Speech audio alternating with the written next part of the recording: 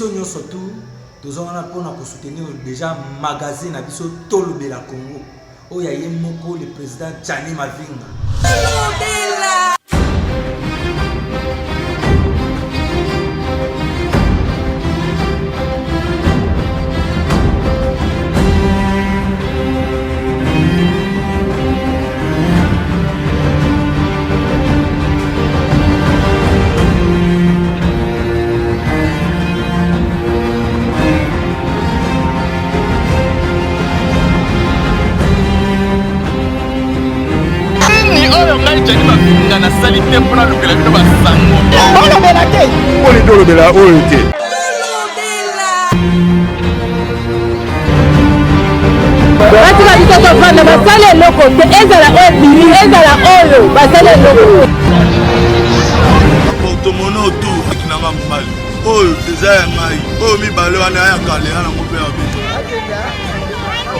Édition epesami na site touristique Pacific Palace. Na Kinshasa na Mongala na Congo Central bino bayebozwi libaku lisusu ya kolanda magazine Tolobela Congo na biso totombeli bino poso elamu tokofungola basango na biso ya pokwa lelo na maimatali politique président ya mouvement citoyen cri du peuple Gédéon Sweli ayebi bongo na kolobela sommet tripartite o esalemaki na mboka Luanda tolanda élément ya magazine Tolobela Congo na biso. Sommet oyo en Angola est désavantagé pour l'intérêt du peuple congolais et puis je rappelle tout le propos, toutes les mesures que le chef de l'État Félix Tshisekedi au Azun Angola est engagé et engagé République démocratique du Congo. Pourquoi? En vertu de l'article 63 de la Constitution qui stipule que tous les Congolais ont le devoir sacré de défendre l'intégrité nationale. Eh bien, le peuple congolais a pour défendre l'intérêt quotidien de la République démocratique du Congo, tel que devoir sacré Patrice Emery Lumumba a tiqué la bisso. Alors, on ne peut pas dialoguer avec des rebelles, on ne peut pas dialoguer avec des gens au Bazali pour combattre la souveraineté nationale de la République démocratique du Congo. C'est pour cela, nous, notre mouvement, le cri du peuple qui défend les intérêts du peuple, ensemble, unis, de rejeter Yango en bloc. Le Rwanda oblige par négociation la République démocratique du Congo, il 6 000 troupes étrangères dans l'armée congolaise et locaux et Salamaraté, accepter en côté. On se demande, je pose la question à M. Félix Tshisekedi pour nous expliquer l'importance de l'opération Sokola 1, l'importance de l'opération Sokola 2, l'importance de l'état de siège. Et chose grave, ce qui me surpasse, il y a qu'aucun mois, Moboulou, insécurité et Kosalama Kaka Plasi, état de siège Ezali aberration, Ezali farfeli, Ezali Bouzoba, Oyo, Biso Tozo Sepelanangote. On demande au peuple congolais d'appliquer l'article 63. Il y a qu'à défendre l'intérêt territorial de la République démocratique du Congo. Le Congo va rester un et indivisible au Toboy balkanisation. Tosengi était l'intégrité territoriale où ils allaient devoir sacré Patrice Emery Lumumba, père de l'indépendance, au Atike Labiso, il y a qu'à défendre la République démocratique du Congo. Dans 4 coins, Pambate, peuple congolais Bongaeba, ceux qui ont boto ebino mabele, bokomi ba esclaves. Alors, on demande à notre armée congolaise, pona la pandai ya kokufa pona ekolo toza ini to ko soutenir bango na bandeko nyoso des politiciens o bazo stimuler ba effort na bango pona ko trahir armée congolaise. Les cris du peuple bazana sima bango. Le chef de l'État doit savoir une chose, ce n'est pas la majorité parlementaire qui fait la force d'un président de la République, plutôt la majorité populaire et tout le peuple congolais sans exception bazana sima M. Félix Tshisekedi enfin que troupes étrangères et dégagées dans le sol congolaise. Pas question d'un dialogue. Pourquoi dialoguer? Pour dialoguer pour nini toza mabe na biso République démocratique du Congo. Déjà dialogue ezali parce que mutunyon so azana posé à kimia. On se demande pour nos oies diamant il faudra boma, pour nos oies cuivre il faudra boma, pour nos oies minerais il faudra boma. Non, le Rwanda, la France, les États-Unis, la communauté internationale qui soutient les massacres aux ezali na est de la République appuyés par le Rwanda ainsi que le M23, nous la République démocratique du Congo, ensemble avec le peuple congolais, nous disons non. Fini les temps, il y a impulsion, il y a Royaka Nassima. On sait déjà tous que Rwanda, Azali Nassima, il y a M23. Nous voulons, nous tous, aux en majorité, aux en opposition, aux en société civile, de soutenir FARDC afin que la guerre est là. Les temps, il y a un autre commis aussi, la guerre pour du bon. Tout ça, on a constaté, il y a une guerre qui continue jusqu'à atteindre paroxysme, il y a une tuerie, bande konabiso ba ko kufa, bande konabiso ba ko souffrir, bande konabiso ba ko perdre biloko ebele o ekosala pasi na motema. Tango yoso ba économie na biso ya bato bazana est et ko kende kaka en vain à cause ya ba ennemi du peuple. Yango to sengi mutu nyonso partout azali à défendre intégré territorial et la République démocratique du Congo tel que stipule l'article 63. Le pouvoir coutumier, si le pouvoir politique ezo agir te ba chef coutumier te bete n'époque ya kala Mobutu chef Mobutu Sarabiso était s'il faudrait signer des accords avec les diables pour la paix en République démocratique du Congo ou au Zaïre na Kosala. Monsieur Félix,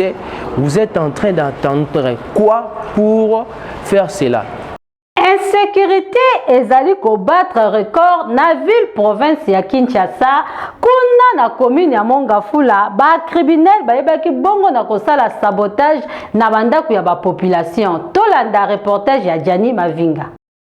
Ville province ya Kinshasa population bazali ko bika kaka na ba insécurité ya kosakana te okende boye bakati ozonga boye bakoteli batu na ndaku awa tozali na commune ya Mongafula na mbenseke oyo ezali mabele ya ye moko chef Giki Nzondi oyo esika wapi population mikolo oyo bazali ko bika na suka na insécurité na ndenga mokete butu ya lelo ba criminel bakotela plus de 5 familles mobimba bakota la bandaku ba botola ba mbongo ba telefone ya kokamwa baye kokota tina ndako ba mama oyo bazali komona mibange boye bazala bango tene eloko te bazwi mwa moke oyo bazalaki nango bake na ndako mosusu bakoti awa kuti bazoki na bango kaka 25 000 francs ya pamba kokamwa bakosala nango nini butu elekeli bango pamba lokose lekelaki bango bakei kokota na ndako oyo bozali komona nzoka na kati ya ndako oyo babombela bango kafumba na surprise bozomona mwelo oyo babeti yango na porte bapandi vitre babeleli boya kofongola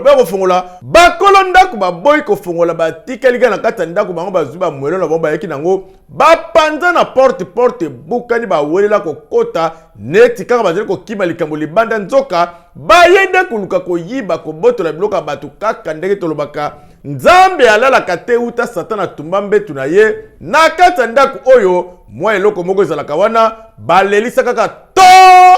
bala mai mwana na mwana benda na bakimi basundoli mabanga na bango basundoli biloko nyonso bakolo ndako oyo elongo na papa na bango oyo abetaki toyo balanda bango bakimi na mulili oyo toyebi te bakende ko se retrouver wapi na micro magazine Tolobela Congo boyoka ndenge nini bango moko ba oyo balonga ko kimsa ba criminel batalisaki passe na bango na micro magazine Tolobela Congo na biso. Qui ba 3h du matin toyoki ba bandi baye bazo défoncer porte bazaki na babiloko ebele ba machette na bango poso na kati to bomi mwinda bazo beta to lamuki bazena ba mwelo ya minene nde bozo mona ngo wana ba mwelo wana nde babeti ba koti biso pe to kimi babeti mwelo biso to kimi na to koti na ba chambre poto luka pe défense ya wana siko pe papa ngambo azo bimela kuna atala pe ke bato bazo attaquer biso a se défendre pe abeti pe arme ya zalaki nango wana ndabetaki ali babimi nyonso babandi kokeni ya wana to senga na bakondike ba protéger biso to zala na moyen ya ozala na port d'arme po mutu nyonso azala amizwela ka défense bien avant que la police ekoma batu baya baye pas près. Donc to bundi bitumbana na biso moko to kimisi bango nde ero ya ta mutu moko te oke kozana bomoi ba pota ba nini ngeke leka bimina fongola porte na nganda ko fonga na fongola na fongoli ba coche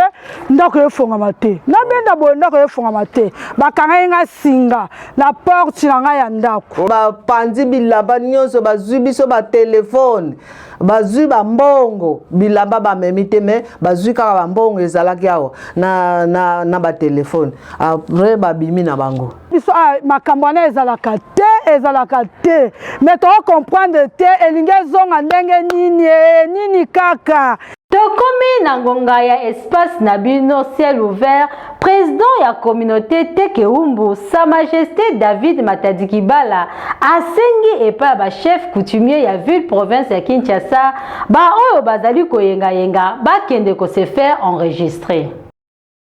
Bonjour chers téléspectateurs magazine Nabino Obolinga Kamingi Tolobela Congo magazine Oyo Zawana Tango Nyonso Kolukela Bino Basango Oyo Nyonso Bomba Matango Nyonso Tolukela Bino sur le terrain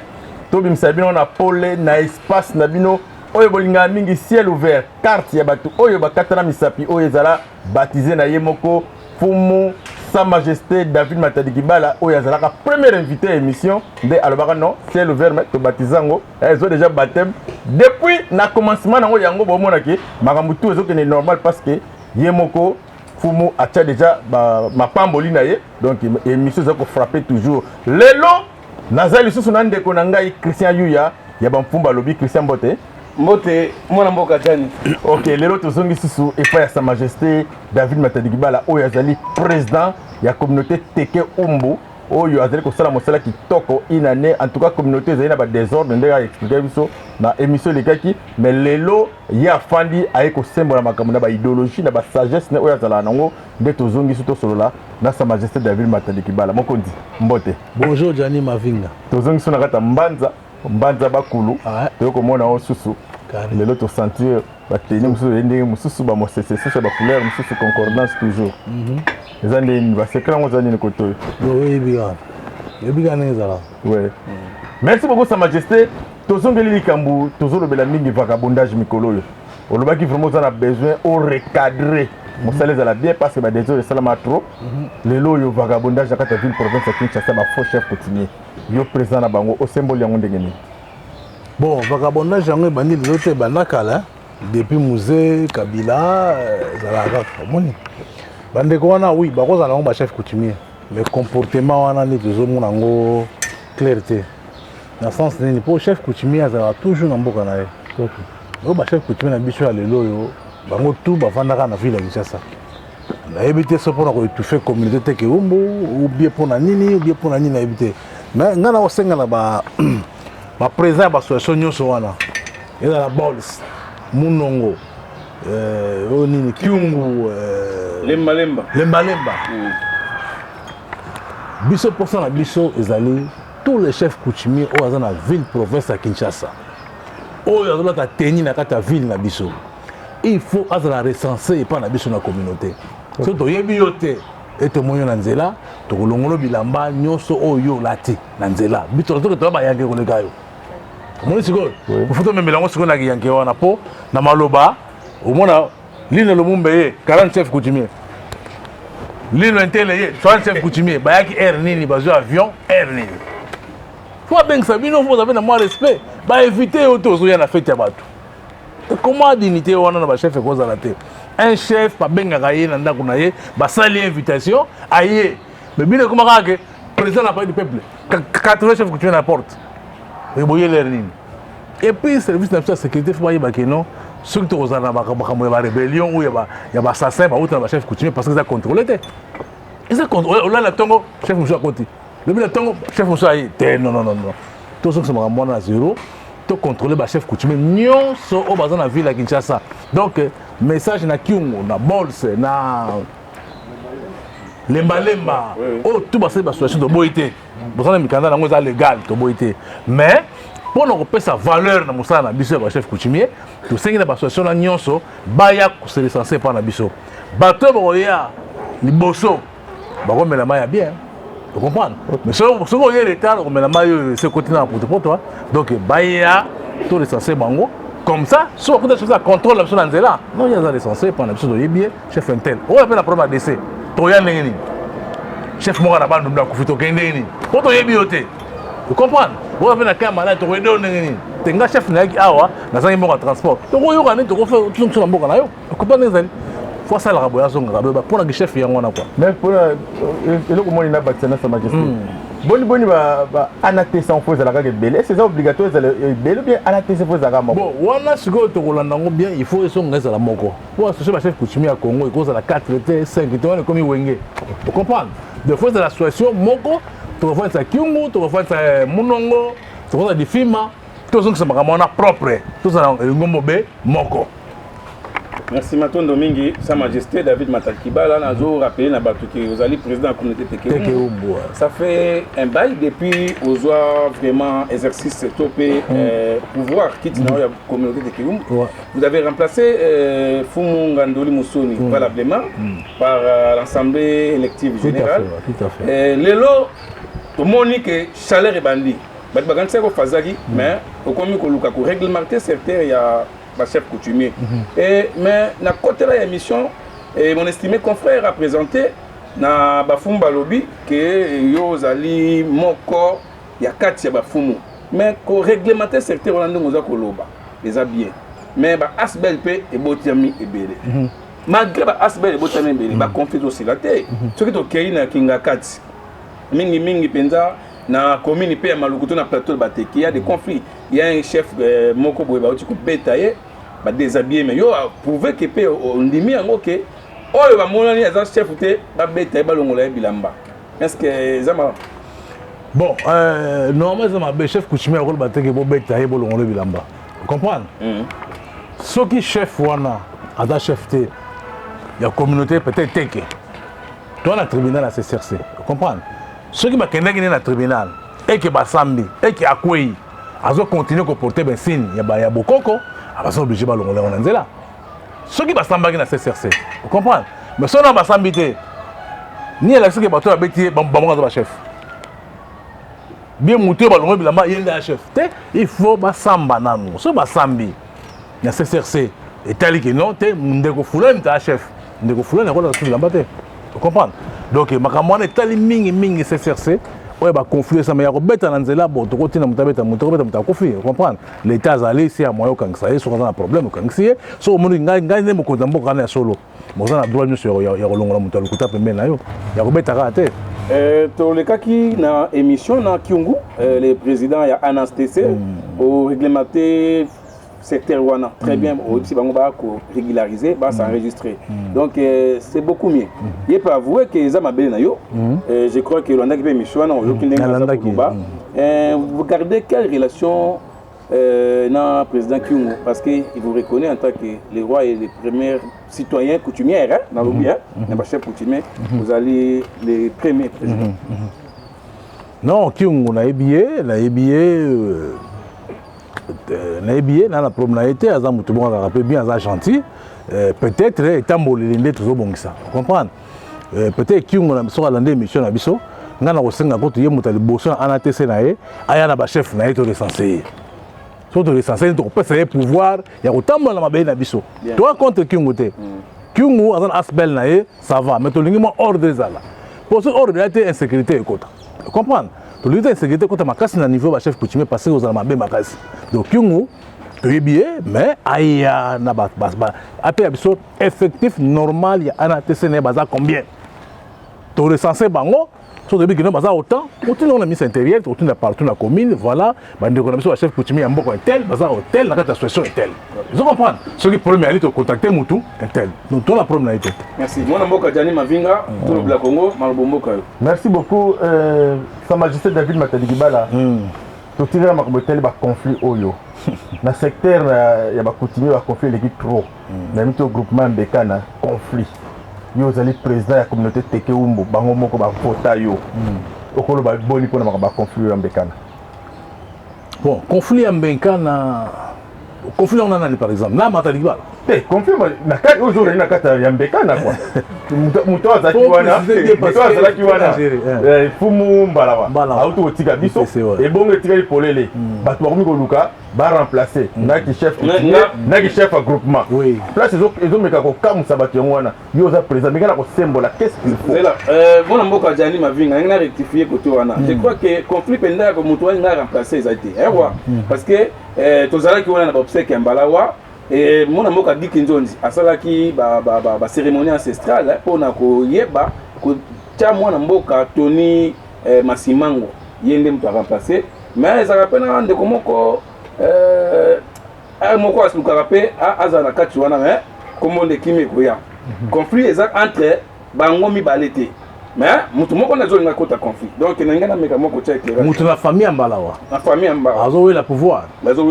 na kati o batie siko yebi o batie siko oui na yebi na sala pe interview na ye ya woni basala ki cérémonie oui yo basala ki cérémonie so mutu asala ki cérémonie est-ce que la compétence asala pe cérémonie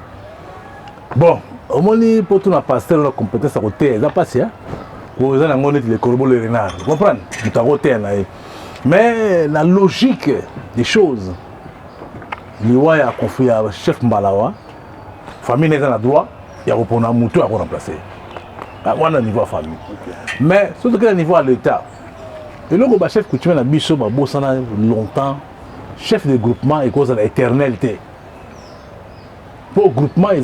administratif comprendre mais comment groupement est la kana libota na bino bota ba groupement ou comment so chef de groupement kufi ba chef coutumier ya groupement wana ba kosangana total à répondre nani akoma groupement posa poste à l'état ya coutume mususu groupement eza mususu roda chef de groupement chef coutumier te pourquoi ba koma groupement ndenge non groupement à l'état c'est pas comme un groupement tout groupement ils la kaisa groupement ba pota un groupement te eza poste à l'état eza poste administratif mon frère vous comprenez so faut nani ndacha au groupement mais ça l'état OK et ça les camps dans au groupement atali que non ah on a kocha capitaine nani intel vous comprenez mais le voilà yo ça groupement au kufi biso ba chef yo za général au kufi ba colonel bazali yo ya ka te pour général au kufi yo remplacer général il faut aux enseignements parcours ya comme général vous comprenez groupement va comme banaki peut pas comme groupement vous comprenez donc groupement ça poste mo ya l'état donc tant que l'état a lingo cha groupement il faut biso ba chef ya groupement wana to vanda to ah note biso moni biso groupement mo ete bo eso ngaka pa ya famille wana oyo mo ya kufagi ya niveau coutume de quantité mais na niveau ya l'état et ça poste à l'état ya te ke bana bino botama groupement ka bino 10 ans bino groupement 20 ans teo ça poste à l'état comme royaume te non poste à l'état donc faut pour l'état pour na mutu non famille pour na mutu vous comprenez ngazali yanga pour na groupement c'est pour la chef coutumier non chef coutumier ezali conseil de famille evandi ezali PV à conseil de famille pour les chefs nango vous comprenez on les a famille on est allé l'état te famille kovanda esangana bino te Jani Mavinga yo comme chef coutumier basali PV na bango papa eke na commune la bengisi bato eleki roi ba critères ezalaka nini pour l'état apona yo chef de groupement qu'est-ce qu'il faut bon so otali bien le groupement tout ezana l'état c'est critère te pour ça critère ne bato belo chef de groupement ta nandeni hein nandeni so ali besoin diplôme yo groupement diplôme te ne comme groupement et c'est coutume ezana pour les classe te voilà coutume voilà groupement on les administration de zoroba vous comprenez casse l'état so ka loko comme groupement so ka loko faut un brevet d'études bien un diplôme d'état casse au comme groupement de msous mais critère on les a te ba groupe ke kana ka nenga na boni intel za groupement so c'est ba pour un niveau critère ba te bende ba za groupement te so ça marche c'est wana likolo ba ke ba groupement nyo so za na mingi batangi te bon c'est trop dire ba groupement so batangi te parce que ba groupement ils a belé tu parler sur le conflit à quoi mbekana vous comprenez donc le chef de groupement ils a poste ya l'état tant yo kufi l'état ko ya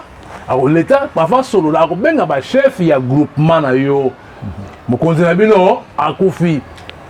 siko bomoni ndenge nini oyo remplacer ya tika la peka groupement ou bien vous la proposition mususu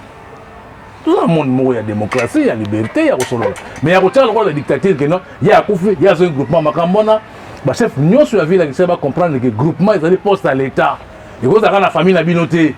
vous la famille na bino comme la famille ya via tanas vous comprenez ndenge zali voilà c'est ça oui. Sa Majesté,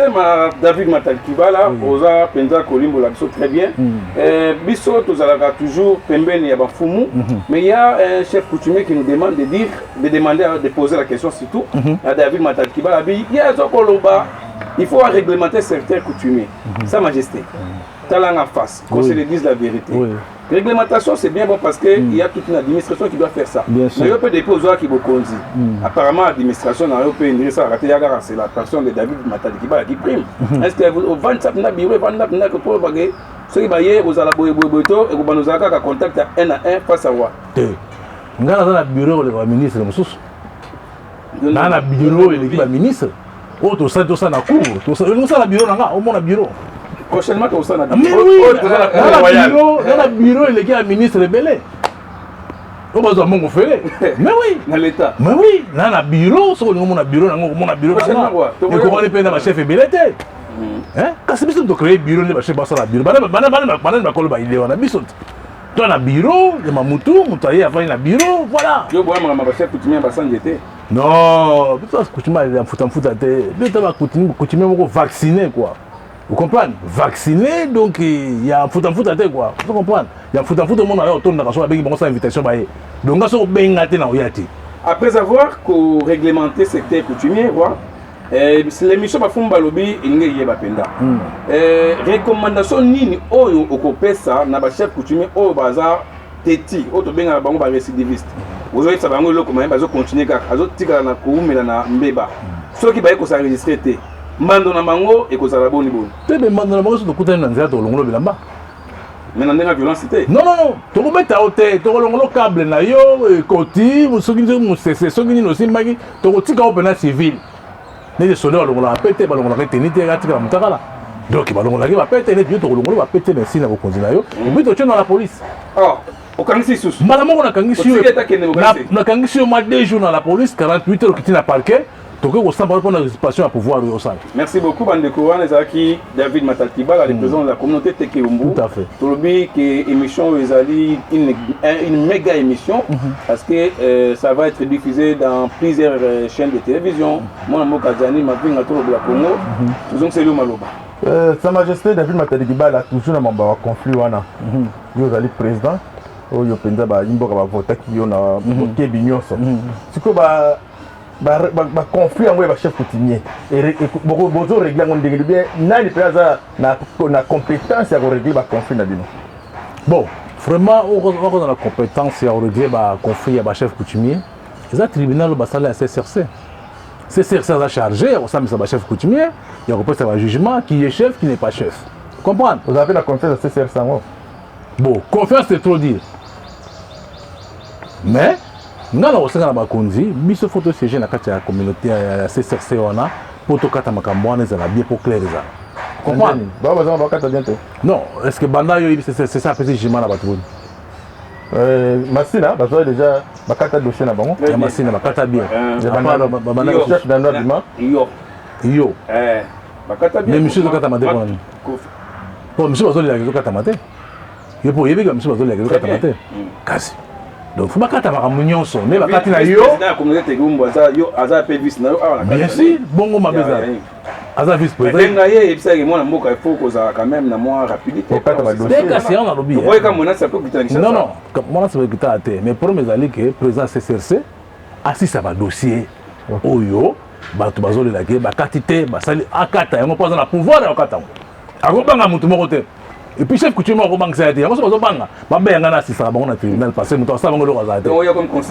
nazala wana comme ça natala ye maître mabanga tribunal eza na place asalaki ye politesse yo omona discipline na ye peut-être bazobanga ndenge kaka olobi na parce que toassista vraiment na badossier wana omona peut-être non les deux équipes bien bamosusu baya 3 ozosentir libanda vuvu ezovibre ndeti kaka bazobanga bato te omoni papa Jani CCRC il faut apesa pouvoir alakisa pouvoir na ye pouvoir ya tribunal ba chef coutumier faut ezala et puis na kosenga na vice président na ngana président CCRC désormais bato tout bazoya kosamba et pas na ye so bana conflit les chefs bino mbali tenir aux alaté bien ok bravo et il faut bino mbale muta contre la tenité bino mbale muta bi chef azate il faut chef nyonso azo samba pas contre civil à cause de na continue ye non il faut ali banda ola tango pété pas samba ndengo na ba gwana epé gwana kozana nango wana ya promité wana gwana ete akozana nango mais teni yo ndiro wa gwa trop ngai mais gwa yo ka komona gwa bo siko ngo po yango teleni bongo na sala komona o sambela te kosambela nini c'est trop dire mamozo bana samba na église te ngala pia na église te kwani na te wo za malkuta na ndeni ko bon mo malika te mo ngo solo ma mutu ya passer basa na TV yo peut-être que journée c'est mon vrai bana yo bota mona père na so mona ba passer la marque wana modelo basiko On a besoin de double quoi dans les films. À suivre, bon, qui est mon nom par Manzambe, moi. Voilà, ma pas, qui est dans la Mangalabu, qui est dans la l'église. Donc, il m'a dit, on a pas de Talukuta. Ok, dans Mangalabu, et pas chef Patanas, papa, non, a fait tant. Kalami, qui est toujours le confétant universel. Ça m'a dit, la photo qui est dans l'église, tout ça, Belanza, pour tout ça, l'image de Nzambe, pour ça, l'image de Nzambe, bon, il va passer, ça va avancer. Tu vas te faire la haute. Janine, Nzambe, Zamouté, Manayo, ils ont théâtre à pasteur. Yo mo ite ba pasteur ba su dignité ya kopia valeur comme bon. Yo mo tala mo na TV. Na sur laquelle église me pasteur fa kufa. Oh, pas te bien ta ko ça. Vous comprenez? Donc mission nga na osenga Nzambe ya ngwana. L'apôtre Paul. Au côté de l'église ba kufa. So pasteur te bien te sur na côté faut quoi. Donc il faut dans la peine na Nzambe tango telemi. Koza na buyote na buyoke na lisungi. Vous comprenez? Mais passer au monde Nzambe, passer à hôtel, à mon amondimine dans la chambre hôtel, moi de la bandade. Le quota. Attends, biso ba diabolo, tout le monde va diabolo na butu. Na ko mona hôtel était na bandade. Vous avez diabolo? Hein? Vous avez diabolo? Oh, bon diabolo ya komo. Songa na pena ko ma diabolo. Parce que diabolo ya démon. Je ne pas bingana na église. Démon to mona été, ba to botama. Na espace na bino ciel ouvert ndeto silisi édition na biso ya pokwa lelo topesi bino merci pour na patience pe fidélité oyo bozalaka na yango ya kolanda magazine tolobela Congo na biso na pesi merci et père mon DG Diani Mavinga ndenge a permettre nga lisusu na leka na pokwa lelo liboso betondeke na bino na sima caméra ezalaki bongo samzo la meso tata libandi ya soin nde asimbaki yango nzela ya montage esimbamaki epai ye moko parfait bobuna édition lelo ezalaki supervisé epai ya DG Diani Mavinga biso na bino tokutani mikolo mizali koya édition oyo epesami na site touristique Pacific Palace.